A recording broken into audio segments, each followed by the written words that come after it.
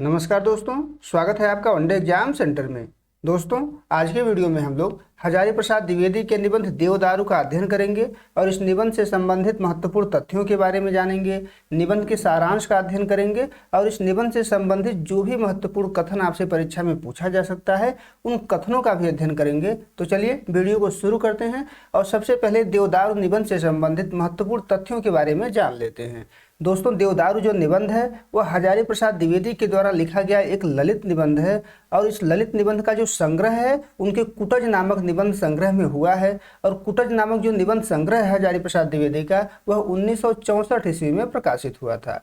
इस निबंध के माध्यम से द्विवेदी जी ने भारतीय संस्कृति और जीवन दर्शन का प्रतीकात्मक चित्रण किया हुआ है। यानी देवदारू जो वृक्ष है उसका प्रतीकात्मक रूप से प्रयोग किया गया है और उस वृक्ष के माध्यम से हजारी प्रसाद द्विवेदी ने भारतीय संस्कृति का चित्रण किया है और भारतीय जीवन दर्शन का चित्रण किया हुआ है। लेखक निबंध में देवदारू की महिमा का वर्णन किया है और इसे एक सिद्धांतवादी वृक्ष बताया हुआ है कि जो देवदारू वृक्ष है वह एक सिद्धांतवादी वृक्ष है, अपने सिद्धांतों पर चलता है और किसी भी परिस्थिति में अपने सिद्धांत से समझौता नहीं करता है, हमेशा एक समान रहता है, अटल रहता है। लेखक के अनुसार मनुष्य को भी देवदारू की भांति अटल रहना चाहिए। यानी जिस प्रकार से देवदारू जो वृक्ष है वह हर परिस्थितियों में एक जैसा है, अटल है, उसी प्रकार से मनुष्य को भी हर परिस्थिति में अटल रहना चाहिए, एक जैसा रहना चाहिए, किसी भी परिस्थिति के सामने झुकना नहीं चाहिए, किसी भी परिस्थिति में समझौता नहीं करना चाहिए। लेखक ने देवदारू के माध्यम से यह भी संदेश दिया है कि व्यक्ति की पहचान उसके व्यक्तित्व से की जानी चाहिए, न कि उसके जाति या वंश से। यानी जाति और वंश से, कुल से जो है व्यक्ति की पहचान नहीं की जानी चाहिए, बल्कि व्यक्तित्व से व्यक्ति की पहचान की जानी चाहिए। चलिए आगे बढ़ते हैं और निबंध के सारांश का अध्ययन कर लेते हैं और निबंध को समझने का प्रयास करते हैं। दोस्तों, निबंध के आरंभ में द्विवेदी जी ने देवदारू की महिमा का वर्णन किया है। जो देवदारू वृक्ष है उसके महिमा का वर्णन किया है और उसके विशाल स्वरूप का वर्णन किया हुआ है और बताया है कि जो देवदारू वृक्ष है उसका जो नाम देवदारू है वह कालिदास से भी पुराना है और महाभारत से भी पुराना है। जो देवदारू है वह कालिदास के समय से भी पहले का है और महाभारत से भी पहले का है। देवदारू का जो वृक्ष है वह अंतरिक्ष को भेदने की लालसा से ऊपर की ओर उठता है और उसकी जो शाखाएं हैं वह मृत्यु लोक को अभय दान देती हैं। यानी जो देवदारू वृक्ष है वह सीधे ऊपर की ओर बढ़ता है और उसकी जो शाखाएं हैं वो मृत्यु लोक को अभय दान प्रदान करती हैं। यानी बता रहे हैं कि जब तक हम हैं तब तक चिंता करने की कोई बात नहीं, डरने की कोई बात नहीं है। उसकी जो टहनियाँ हैं उस पर जो पत्ते हैं वो लहरदार छंदों की बितान की भांति हैं, एक तरीके से शामियाने की भांति हैं। जिस प्रकार से शामियाना तान देने पर चारों तरफ छाया हो जाता है, उसी प्रकार से इसके जो पत्ते हैं वो लहरदार बितान की भांति हैं, चारों तरफ छाया कर देते हैं। यह किसी सुलझे हुए कवि के चित्त का मूर्तिमान छंद लगता है। यानी जिस प्रकार से उसके टहनियाँ और पत्तों का लहरदार बितान है वह किसी सुलझे हुए कवि के चित्त का मूर्तिमान छंद प्रतीत होता है। आगे लेखक कहता है कि यह देवताओं का दुलारा वृक्ष है और इसके भीतर गुरुत्वाकर्षण को पराजित करने की स्पर्धा है। यानी यह गुरुत्वाकर्षण को पराजित करता है। गुरुत्वाकर्षण जो होता है वो धरती की तरफ हर वस्तु को खींचता है और जो यह वृक्ष है वो धरती से ऊपर सीधे आकाश की तरफ जाता है, सीधे जो है बढ़ता जाता है। यानी लेखक कहता है गुरुत्वाकर्षण को पराजित करने की इसके भीतर स्पर्धा है। महादेव ने अपने प्रयोजनातीत यानी जिसका कोई उद्देश्य न हो ऐसे समाधि के लिए इस अर्थातीत का आशय होता है जिसका कोई अर्थ न हो, इस अर्थातीत वृक्ष को चुना था जो आकर्षण को पराजित कर उल्लास नर्तन के साथ विस्तृत आकाश में आनंद पूर्वक विहार कर रहा है। यह जो वृक्ष है वो अर्थ से परे है, इसका कोई अर्थ नहीं है, यह अर्थ से परे है, आकर्षण को पराजित करने वाला है, उल्लास के साथ नर्तन करता है और विस्तृत आकाश में आनंद पूर्वक विहार करता है। ऐसे वृक्ष को महादेव ने यानी भगवान शंकर ने अपने समाधि के लिए चुना था। आगे लेखक कहता है कि जब शिव ने उल्लास के अतिरेक में उद्दाम नर्तन किया यानी प्रचंड गति से स्वतंत्र होकर नृत्य किया था, तब उनके शिष्य जो तंडु थे उन्होंने उसे क्या कर लिया था, याद कर लिया था। फिर उसका प्रवर्तन उनके द्वारा किया गया। जब उसका प्रवर्तन उनके द्वारा किया गया तंडु ऋषि के द्वारा, तो उसी को तांडव नृत्य के नाम से जाना जाता है। यानी भगवान शंकर ने क्या किया, उद्दाम नर्तन किया और उस नृत्य को उनके सिद्ध तंडु ने याद कर लिया, फिर उनके द्वारा उसका प्रवर्तन किया गया और उसी नृत्य को तांडव नृत्य के नाम से जाना जाता है। आगे लेखक कहता है कि यह जो नृत्य है यह रस भाव और उद्देश्य से उपेक्षित है। इसमें न किसी प्रकार का रस है, न तो किसी प्रकार का भाव है और न ही इस नृत्य का कोई उद्देश्य है।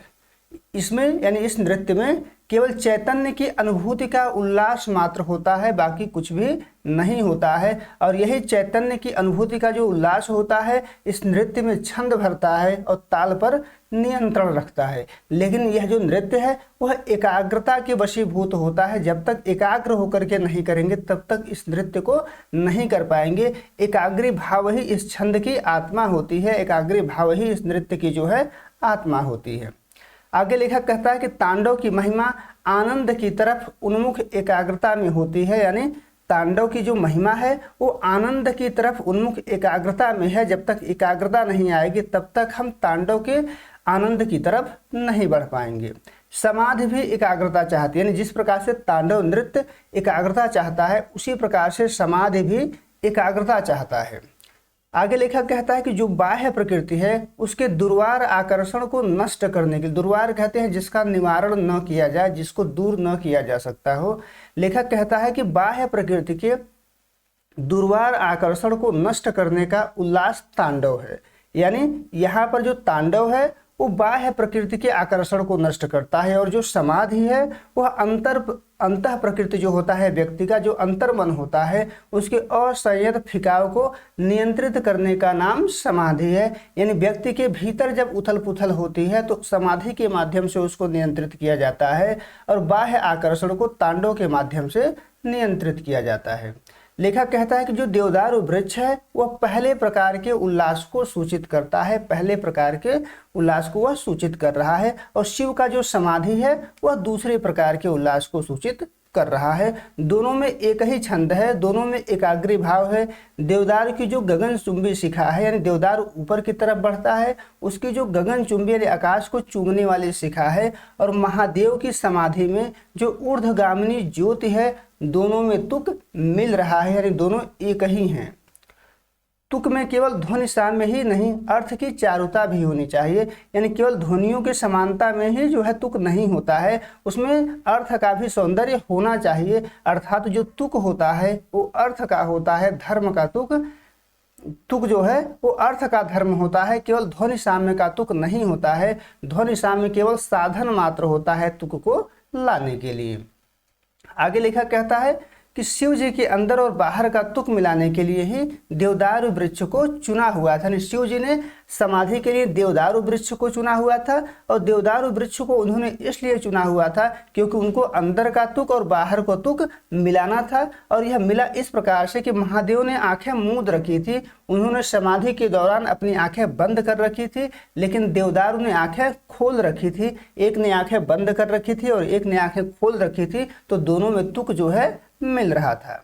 आगे लेखक कहता है कि महादेव ने आंखें खोल दी तो तुक भंग हो गया। तुक भंग क्यों हो गया? क्योंकि महादेव ने भी आंखें खोल दी और देवदारू ने पहले से आंखें खोल रखी थी, तो तुक जो है भंग हो गया। और जब तुक भंग हो गया तो जो कामदेव थे वो अपने तुड़ीर सहित भस्म हो गए, जल करके राख हो गए। शिव की समाधि क्या हो? टूट गई। शिव की समाधि, शिव का नेत्र खुल गया तो शिव की समाधि टूट गई, कामदेव जल करके भस्म हो गए, लेकिन देवदारू पर इसका कोई असर नहीं पड़ा। जो देवदारू है वह अब भी आंखें खोलकर अटल भाव से खड़ा था, उसी भाव से खड़ा था जिस प्रकार से पहले वह खड़ा था।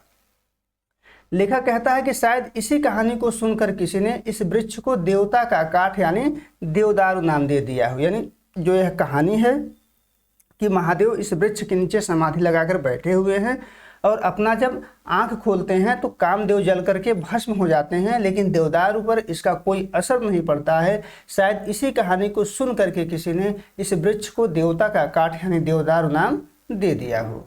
आगे लेखक कहता है कि महादेव सब देवताओं से भिन्न थे। वे समय पर आंखें झुकाते भी थे और टकटकी बांधकर देखते भी थे। आगे लेखक कहता है कि जब बसंत पुष्पों से सजी हुई पार्वती उनके सामने आए तो उनकी टकटकी बंध गई, वह देखते रह गए, पर देवदारू अभी भी उसी अवस्था में था। यहाँ पर लेखक कहता है कि इस अवस्था में देवदारू को अपनी आंखें बंद कर लेनी चाहिए थी, लेकिन देवदारू क्या करता रहा, देखता रहा। यानी किसी भी परिस्थिति का कोई भी प्रभाव देवदारू पर नहीं पड़ रहा है। महादेव कभी आंखें बंद कर रहे हैं, कभी आंखें खोल रहे हैं, लेकिन देवदारू हर परिस्थिति में एक समान है, एक जैसा है। वह आंखें खोलकर चीजों को देख रहा है। लेखक कहता है जहां बैठकर लिख रहा हूं वहां देवदारू वृक्षों की सोपान परंपरा, यानी अनेक देवदारू वृक्ष हैं और उनका सोपान परंपरा है, एक के बाद एक जो है देवदारू वृक्ष यहाँ पर उगा हुआ है। ऐसा लगता है लुढ़का दिया जाऊं तो फनगियों पर ही लौटता 1000 फीट नीचे चला जाऊंगा। यानी अगर ऊपर के देवदारू से लटका दिया जाऊं, लुढ़का दिया जाऊं तो एक के ऊपर होता हुआ 1000 फीट नीचे चला जाऊंगा। यानी फुनगियों पर लौटता हुआ ही नीचे आऊंगा, लेकिन नीचे नहीं गिरूंगा। लेखक कहता है कि लेकिन जो लगता है वह सचमुच हो जाए तो अनर्थ हो जाए। लगना मन का स्पृहा मात्र है, यानी जो मुझे लग रहा है अगर ये सचमुच हो जाए तो अनर्थ हो जाएगा। लगना होना नहीं चाहिए, क्योंकि लगना जो होता है वो मन का स्पृहा मात्र होता है, मन का इच्छा मात्र होता है, वो मन का विकल्प होता है। प्रत्येक व्यक्ति के मन में कुछ न कुछ लगता है और यह लगना अलग अलग होता है। यानी हर व्यक्ति के मन में कुछ न कुछ लगता रहता है और यह जो लगना होता है वो अलग अलग होता है। एक व्यक्ति के मन में कुछ और लगता है और दूसरे व्यक्ति के मन में कुछ और लगता है। लेखक कहता है कि जो सबको लगे वह अर्थ है।